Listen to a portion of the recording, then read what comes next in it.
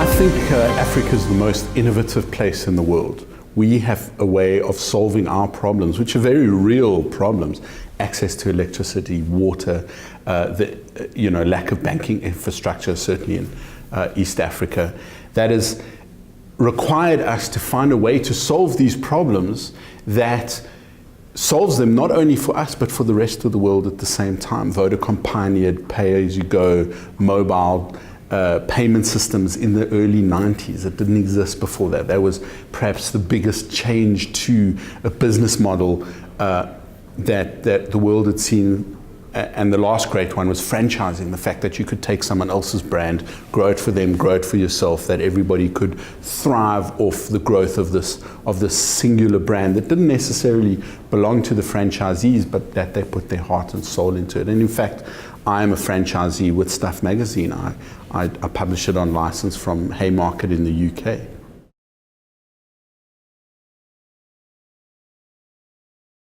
The biggest trends happening right now in terms of disruption is the fact that everything has shifted from a desktop computer into the cloud. You need to think of a computer as something based in the cloud. Amazon's by far the largest provider of these services. Most people don't know that a huge chunk of their e-commerce software was written in Cape Town.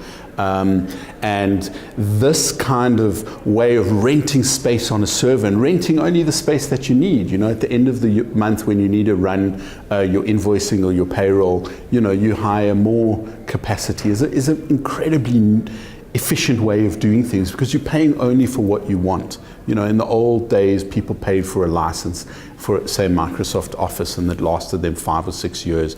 Now you pay annually for Office, but you get a whole bunch of other virtuous things attached to it. If you take out an Office 365 license, for instance, you get a terabyte of storage on Microsoft's cloud space called SkyDrive. So there are a whole bunch of ways of doing things that are much more efficient, much simpler, that use the cloud. There are numerous advantages for business. Firstly, that some of them are free, some of them are very low cost, and thirdly, your data is backed up in the cloud. The trick, though, is to have a very complex password. So there are numerous ways that you can make your business more efficient. For a small business owner to be able to monitor cash flow using a cloud-based software system means you can see the data on your phone at home. You can see what the day's turnover was, what your profit, etc., etc. There is some resistance to this kind of thing because it's not the way people have always worked.